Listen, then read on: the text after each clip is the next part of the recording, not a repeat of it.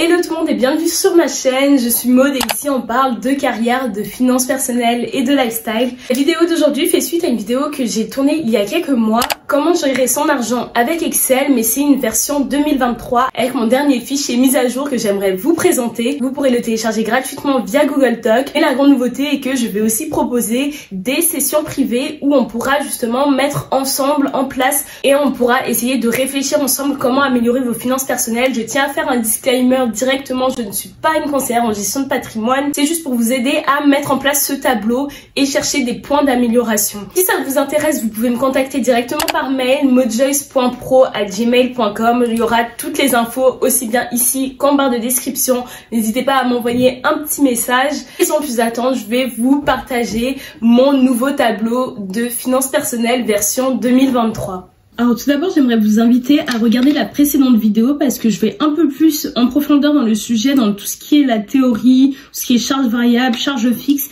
C'est des points sur lesquels je vais pas revenir dans cette vidéo. Là, je vais aller vraiment droit au but et vous montrer la partie vraiment mécanique, technique, informatique, entrer les chiffres et calculer ensuite les dépenses, etc. Une fois que vous cliquez sur le lien du Google Doc, vous allez apparaître sur cette page-là. Et ici, vous n'aurez pas l'accès aux modifications. Dans le sens où cette page, elle est partagée à tout le monde. Si vous commencez à modifier ici, tout le monde aura accès à tout votre budget. Donc non, vous n'avez pas forcément envie. Et pour cela, en fait, pour pouvoir avoir accès à la modification, vous devez cliquer sur Fichier, Télécharger et Microsoft Excel. Le fichier va se télécharger, vous allez l'ouvrir et c'est là que vous aurez accès à la modification du fichier. Donc il se présente ainsi, vous allez arriver sur la première page qui est le suivi de l'épargne mensuelle et avec les différents comptes d'épargne que vous avez. Par exemple, si vous avez un livret A qui a pour objectif votre épargne de précaution, le LDD qui a pour objectif un achat de voiture et votre livret jeune qui a pour objectif des voyages. Là, c'est la première page qui pour le moment ne va pas nous intéresser. On va directement aller sur la page du mois en question qui est le mois de février. On arrive sur le mois de février et le fichier est composé de trois parties. D'une part, la partie bleue qui est votre budget, ce que vous voulez théoriquement dépenser en février, la partie verte qui est les dépenses réelles, ce que vous dépensez réellement en février, et la partie rose qui est la synthèse de votre budget versus le réel et donc qu'est-ce qui vous reste à dépenser. Donc on va se concentrer d'abord sur la première partie, la partie bleue qui est le budget. Je vais ici entrer des montants totalement fictifs pour que vous puissiez vous faire une idée de ce que vous allez rentrer réellement par la suite et comment budgéter, etc. Donc admettons par exemple que vous touchez un salaire de 2100 €. Vous entrez 2100 €, vous donnez peut-être des cours d'anglais qui vous rapportent 50 € par mois, vous rentrez 50 € et vous avez un total de revenus pour février de 2150 €. Ensuite, ici, toute la partie grise, ce sont les charges fixes. Ce que vous allez dépenser chaque mois, peu importe, c'est obligé de passer. Votre loyer, par exemple, 900 €, des courses, vous avez budgété pour 200 €, l'abonnement téléphonique, 20 €, l'abonnement internet, 20 €, la carte Navigo qui a augmenté, 85 €, des frais bancaires de 10 €, des courses pour un montant, autre courses qu'alimentaire par exemple, pour un montant de 50 € et vous faites peut-être des dons pour des associations pour 20 €. Ça vous fait un total de charges fixes, toute la partie grisée, de 1305 €. C'est-à-dire que tous les mois, peu importe que vous le vouliez ou non, que vous ayez reçu un salaire ou non, il y a 1305 € qui vont sortir de votre poche parce que je vous conseille vraiment de mettre cette partie-là en prélèvement automatique. Comme ça, il n'y a pas de question, on ne se pose pas la question, ça va sortir, c'est tout. Ensuite, vous avez les investissements. Peut-être que vous voulez choisir d'investir 100 € par mois. Et toute la partie charge variable, d'un mois à un autre, c'est là où vous voulez vous faire plaisir. Par exemple, des restaurants pour un montant de 150 €, du shopping pour 100 €. Il se peut que vous sortiez régulièrement et donc vous ayez besoin de payer des VTC pour 50 €. Aller au cinéma ou quelque autre loisir pour 50 €. Et d'autres dépenses, des imprévus, etc. que vous prévoyez pour 50 €. Donc là, vous avez donc le total de vos revenus, le total de vos charges fixes, le total de votre investissement, le total de votre charge de variable et ça va automatiquement calculer votre capacité d'épargne, car ça reprend les revenus, moins les charges fixes, moins l'investissement, moins vos charges variables. Et donc, dès que vous allez recevoir votre salaire des 2100 € et que vous avez vos 50 €, vous saurez qu'il vous faut épargner 345 € ce mois-ci. Et donc là, c'est là où la fiche suivi épargne va nous servir, parce que c'est là que vous allez répartir comment vous allez épargner. Donc là, j'ai fait le plus simple possible. Ce sont les 345 € donc d'épargne que j'ai divisé en 3 parce que j'ai 3 comptes d'épargne. Mais bien entendu, vous pouvez le faire comme vous le souhaitez. Je crois qu'ici, ça s'est déversé. Tout ça, c'est la partie théorique, le budget. Cette partie-là va se déverser dans la partie synthèse.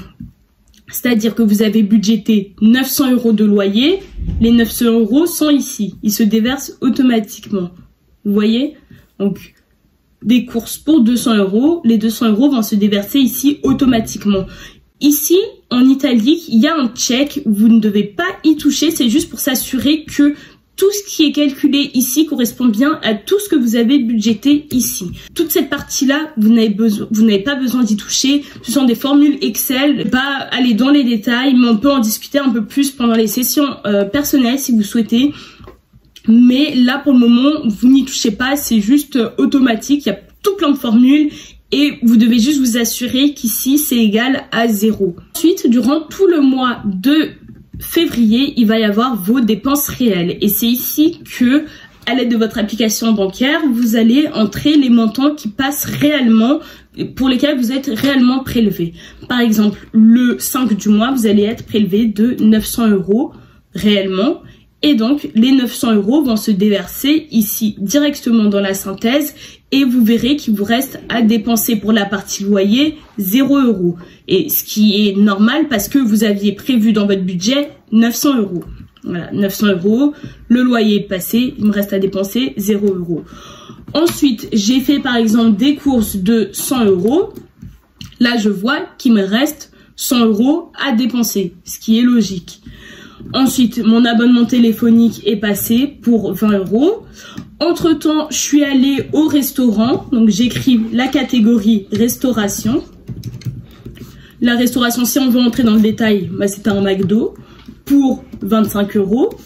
Ça va se mettre automatiquement dans la synthèse que en restauration, j'ai dépensé 25 € et qu'il me reste 125 € à dépenser. Il se peut par exemple que je dépense un peu plus que ce que j'avais prévu dans mon budget. Par exemple, dans autre, j'ai eu un gros imprévu qui fait que au lieu de dépenser 50 €, j'en ai dépensé 75. Et là, ça s'affiche en rouge parce que bien entendu, j'ai dépensé plus que ce que j'avais prévu initialement ici. J'ai dépensé 25 € de plus que ce que j'avais prévu, 50 €.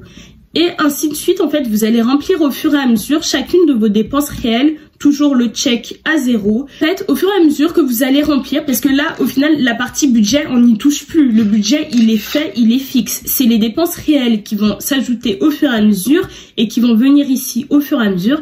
Et vous pourrez contrôler ici ce qui vous reste à dépenser ou ce que vous avez dépensé en trop. Et vous pouvez ensuite, si vous voulez, ajuster votre budget. Par exemple, si vous voyez qu'il vous reste 100 € de reste à dépenser en shopping, mais vous allez absolument pas faire de shopping, soit vous décidez de réallouer à d'autres catégories, par exemple dans le VTC ou dans la restauration, ou bien vous pouvez choisir de les épargner directement, et ainsi de suite. Et ensuite, j'aime bien avoir cette catégorie pourcentage de salaire, parce que c'est là où entre en jeu la règle des 50, 30 et 20. Je sais que mon loyer représente 43% de mon salaire, que par exemple ma restauration c'est 1% de mon salaire, etc. Et après on peut faire par grosse catégorie. Mes charges fixes c'est 49% de mon salaire, mes charges variables c'est tant, mes investissements c'est tant.